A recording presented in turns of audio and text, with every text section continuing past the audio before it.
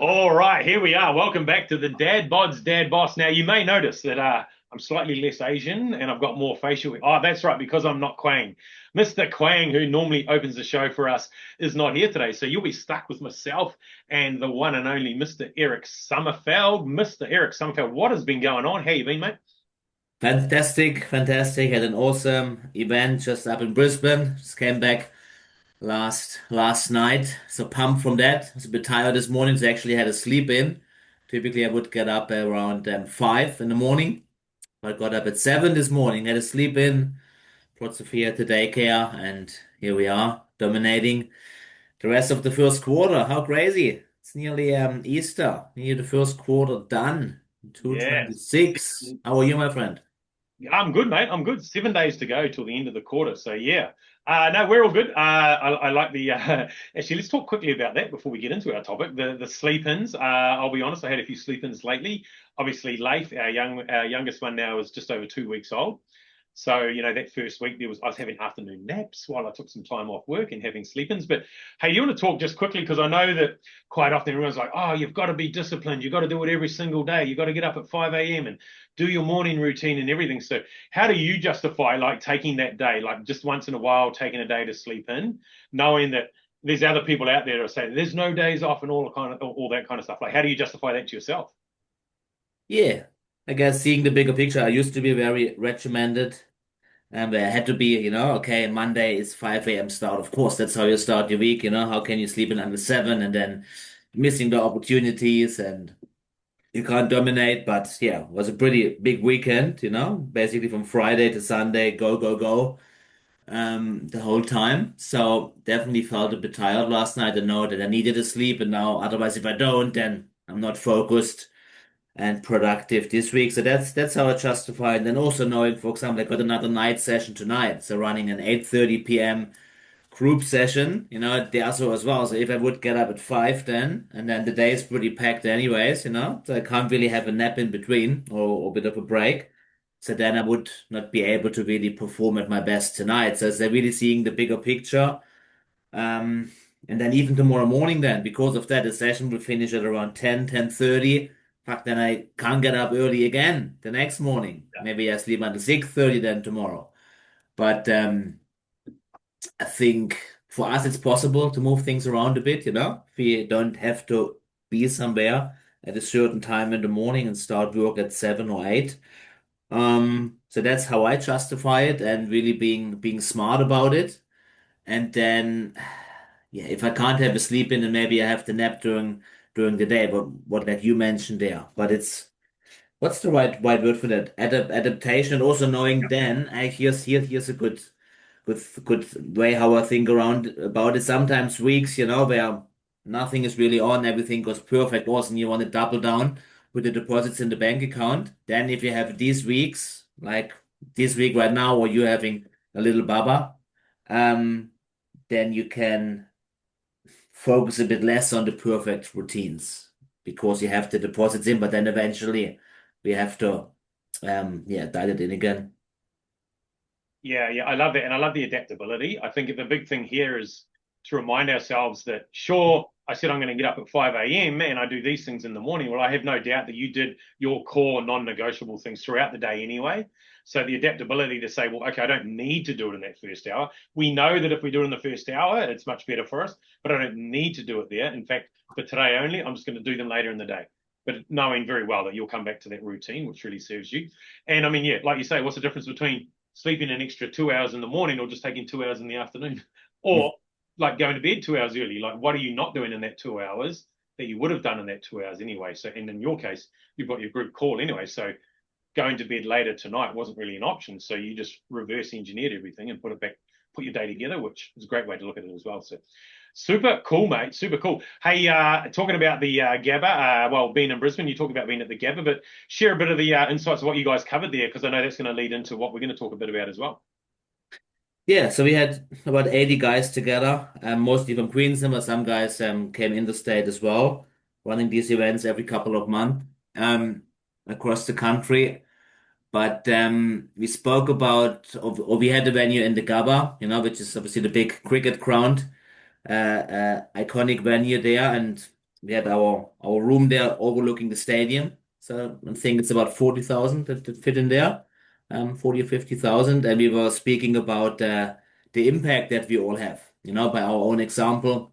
We always speak about it here on the podcast as well about how important it is to lead by example and how much impact we can have by being that great example. And for us on the weekend, what I took away is, we can have a lot of impact, and it's the ripple effect of that, not just directly who we impact, but through, let's say, we impact 10 people, which could be our closest people, first of all, our significant other, let's say, our kids, people that we work with closely, or family members, right? And whatever we impact them with or lead them with, then they impact 10 others, and then these 10 others. And then if you do this, let's say 4 times, you could impact 10,000 people, where we sometimes think, like, I'm working so hard, and what's the point of all of that? Because we are maybe not all Tony Robbins and have like a big platform that we built for 60 years and reaching millions, and or 1 million people join our 3-day summit or whatever it is. But just through our daily doing, through, like, impacting um 10 people, we can actually impact a lot of people as well. So it is important, and it matters how we show up day to day. So that was a big takeaway from there. Yeah, yeah, I think it's really relevant for a lot of, a lot of guys in business and a lot of guys being a parent. We're busy, we've got so much going on that quite often we lose sight of what that flow on effect is. And it's the classic ripple in the pond thing, like you throw a stone in the pond, it ripples out, it goes all the way to the other side of the pond, right? And quite often someone will see that ripple on the other side of the lake, but they won't question where it dropped in. They won't know. They won't know. And if you think about, like you said, yeah, you do 10, they do 10, they do 10, they do 10, that's 10,000 people. Well, out of those 10,000 people, probably nobody's going to know who threw that first stone. Nobody's really going to know that that was you. But it's really important, I guess, to think about like how like we can lose sight of the real impact that we're leaving if we're so busy with our head down and we're just in the grind and all that kind of stuff. So when you think about that, Eric, like what's the best advice for someone who feels like they're in a grind, they're not making the impact, and it's just like life's on repetition or life's on repeat every single day? Like, what are the things that you could help someone with, what to focus on, or where do they draw their attention to in the everyday life when they feel like there is no impact? Hmm. Well, it usually comes back to the basics. The most successful people, whatever you define success with, they never not do the basics. Someone said this, or Hormozy, I don't know. Someone said it years ago. It really stuck with me. Most successful people, whatever you define as success, they never not do the basics. So, and it's spoke about it on the weekend as well, like the non-negotiables, and often the non-negotiables and the morning routines or our habits, whatever word you want to use. It's typically the simple things, like if it comes to your health, you want to go to the gym, you want to do some form of exercise, you want to eat real food, you want to be sure you're getting your 6, 7, 8 hours sleep, right? So simple, so simple. Same in relationships, you want to be present with the other person. Same in business. I guess you need to be disciplined in your lead generation, in your marketing, in your sales, in your delivery, in your back end or finances or operations. So I think that's maybe sometimes that can be the impact that we have because it's so simple, but if it would be that easy, then everybody would be successful, in not just in a material sense, but successful in your health, in your relationships. So always comes back to the basics. Can I do the basics or whatever non-negotiables I define for myself? Can I do them consistently? Not perfect, like we spoke before. There are days or weeks or periods in our lives or seasons where it's maybe less because of circumstances, um, but I guess even you, if you had a sleep and you will still respond to your messages. You will not just not respond for a week just because you have a new baba. Yeah. So yeah. Yeah, 100%. And that's a great example. Like, and that's exactly what I did. I just pushed the messaging back by a couple of hours. Instead of doing it from 6 till 7, I was like, cool, I can do that from 9 till 10 once everyone's up and stuff like that. But that's really, I really love what you talk about there is still making sure you're doing those basic fundamentals because that's where the result is. And I think about a few calls I've had lately with some different coaches is they're like, oh, what's the shortcut? No, no, no, no, no, no, no. There's no shortcut on this kind of stuff. Like this is the foundational stuff inside your business. And that might be in whatever business you're in. Like if you're looking for a shortcut, then you're probably going to get short-term results, which is going to leave you running short financially maybe later on because your client base aren't going to become raving fans. They're not going to follow you. They're not going to reuse you because you did a shitty job or you did the shortcut on it.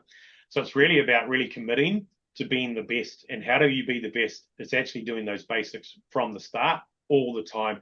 And I mean, we go to rugby practice now and we're doing basic tackling, basic passing Mhm. every single Tuesday, every single Thursday. We start with that basic line outs, all that kind of stuff because it's the foundations of that and the reinforcing of that that builds the ability to do the advanced stuff, to get fancy, to do it a different way. But you've got to understand the basics. I mean, it's the same in every area of your life. So if you're looking for that shortcut, then you're not going to get the outcome, which means you're not going to leave that impact either. Because if you do a shortcut with 10 people, it's going to end there. Those 10 people aren't going to pass on that impact. So, well, I guess what we want to ask ourselves is, how is the best version of me going to show up today in order to make the highest impact on the 10 people that I'm going to be interacting with? Knowing that by doing that, I'm going to give them the best I can so they get the best out of me so then they can give the best to their next 10 as well.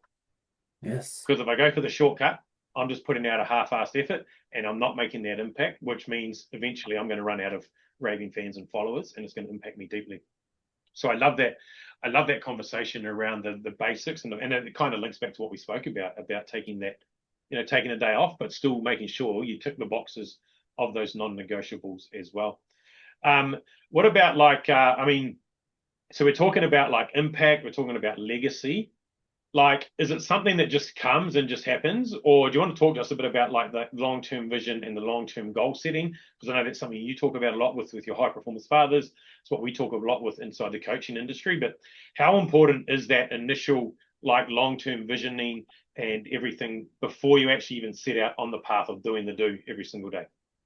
Yeah, so important. And there was a section yesterday, and was it on Saturday? We had a workshop there. It's always a section, it always comes back, like really, what do I actually want? What do I actually want out of life? What's the purpose? What's the meaning?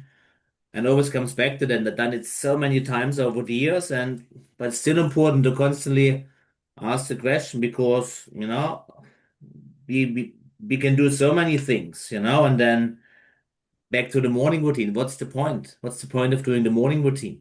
Like, does it really changes your life? If you're in a really bad spot and you're going to the gym and you're doing a bit of journaling and you have a healthy breakfast, will it make a big difference in your current situation if you're in distress, let's say financially, or things are happening in your relationship or with your health? Will it help in this one thing in the morning or this one morning routine? Will it help? No, it will not.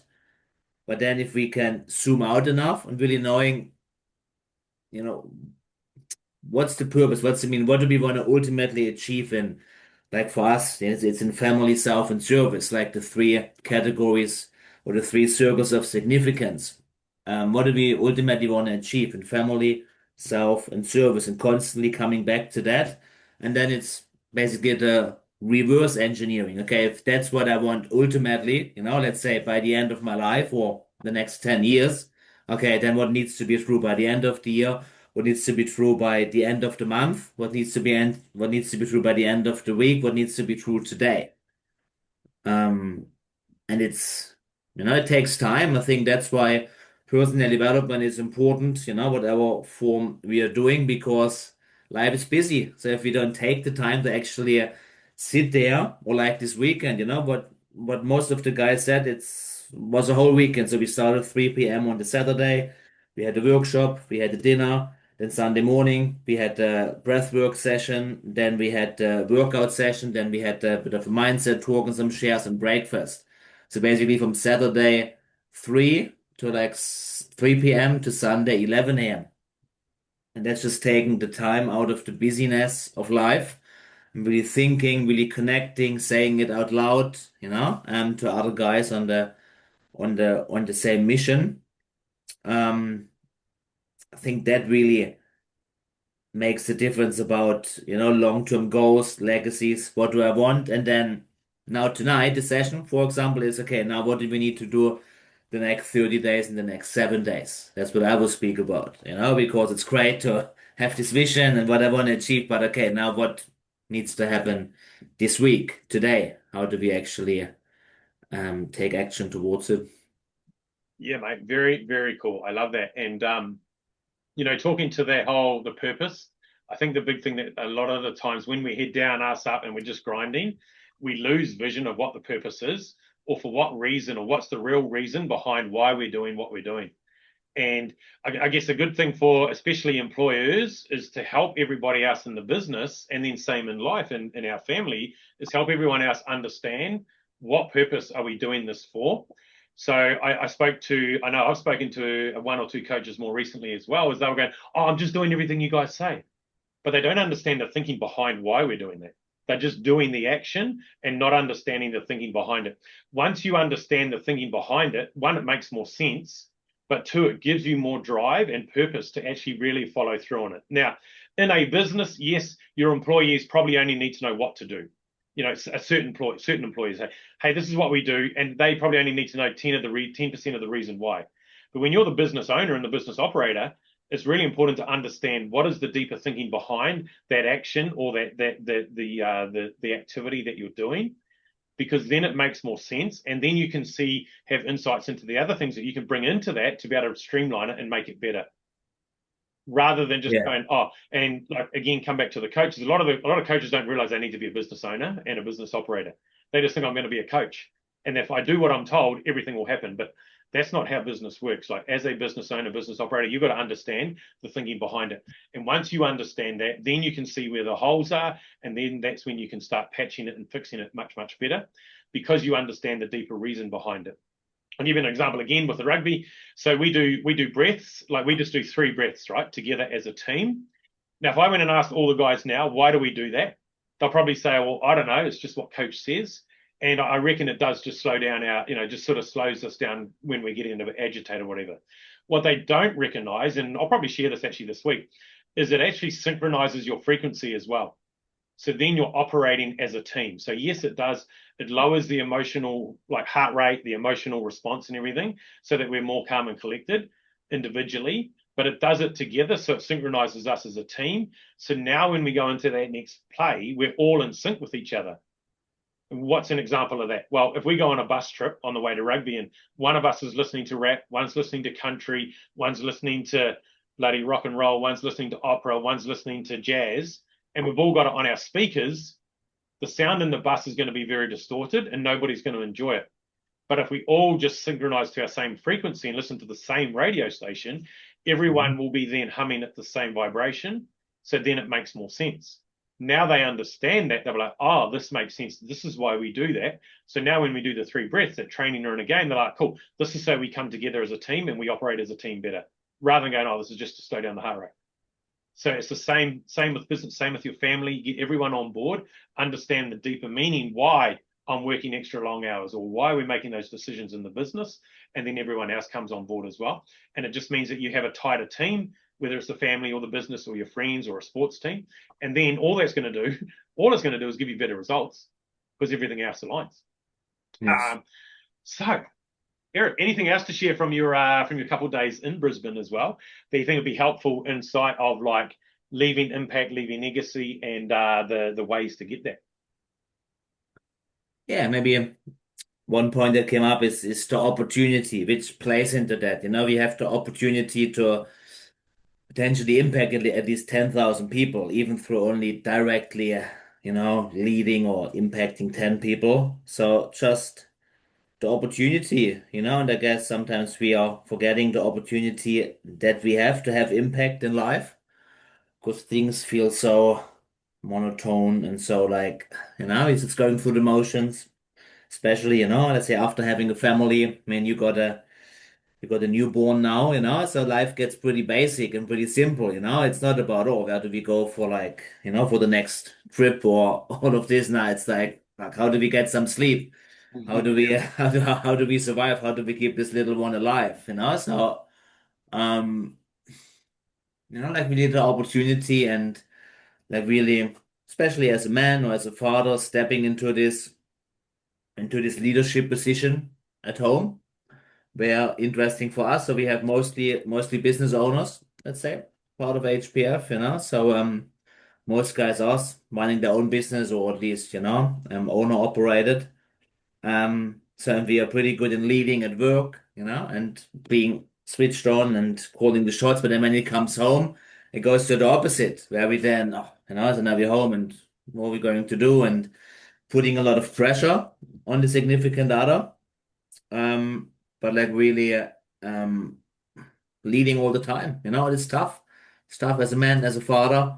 Then also, okay, I need to lead myself, getting up at 4 a.m. in the morning if I need to. If I don't have a night session, being disciplined then to go to bed, 9 o'clock, 10 o'clock, getting a good night's sleep, getting up in the morning, go to the gym, maybe then come back home, support with getting the kids ready. Also, then go to work, then come back from work, then being part of the evening routine. Um, like really this opportunity for like leadership and uh it's tough. It's tough, there are not many breaks and we really need to be mindful and what are we focusing on. Like I shared it before, I don't go out with the boys and have a good time. Like this was my going out with the boys, going to an event like this and we're doing that every 2 months or so. But I'm not like, have a big social life and uh, do a lot of fun things. The fun comes by like being a great leader at home, at work, and for myself. So that was like something that really came up, and it's tough, but it's also tough the other way when if you're not leading at home, for example, and then that obviously affects the relationship, the marriage, and then 50% divorce rate in Australia. Yeah. Yeah. So uh, the opportunity, I think, that we all have, and the impact to really create a legacy, even though we don't think, and not everybody has to, you know, speak on a podcast. It's not even about that. It's like in whatever we do, we can have a lot of impact and build a legacy. Yeah, 100%. I think the big thing here is we don't actually know all the people that we're impacting as well. Like every decision we make leads to something. And I can think of the thing that I always think about is like we used to rodeo, me and my brothers would all rodeo, right? So we'd go to these rodeos. So we made the decision to go to rodeoing. Now we didn't know that we were going to create humans out of that. Like people go, what do you mean create humans? Well, because we went to rodeo, and then, for example, one of my brother's mates, he came and joined us in rodeo, and then he met one of our other mates' sister at the rodeo, and now they got together, and now they're married. So these little humans running around because I made the decision to go to rodeo, which then my brother made that decision to come to rodeo, and now there's been a family created out of it. So again, if we go right back to the very start, quite often we're head down, ass up, and we lose sight of the vision and the impact that we're making. But when you, like you said, you step back, you get a broader perspective and vision on it, is every decision is making an impact in one way or another. Now, that one I gave was a cool impact. We created a family, but what about those decisions that we make that lead the undesired impact? Like, what are some of those things that maybe are heading down the wrong path or other people are heading down the wrong path because of? So maybe I guess the key lesson for here for everybody is like just keep your head up a little bit, even if you're down in amongst the grind and the dirt and the oil and the grease and everything as well. Is actually just take that time, and maybe you need that extra hour of sleep one day, just so that you can just sit back and take a look at everything and go, you know what, the things I'm doing here are making an impact this way, and these are some better decisions that I can make in order to be able to leave that impact, which is going to be your legacy as well long term. So, with that being said, I think we're going to go ahead and wrap this call up. So, guys, if you've been following us, just keep following us. Bring your family, bring your friends. We're up to 5 followers. We want 6. But otherwise, we'll be back same time, same place next week. Mr. Quang, no doubt, will still be in Vietnam. He's in Vietnam visiting the relatives. So it might just be myself and Mr. Eric back here next Monday anyway. Until then, how do we sign this off? Dad bods, dad boss. That's it. Got to have the going too. Ew, yeah. Oh.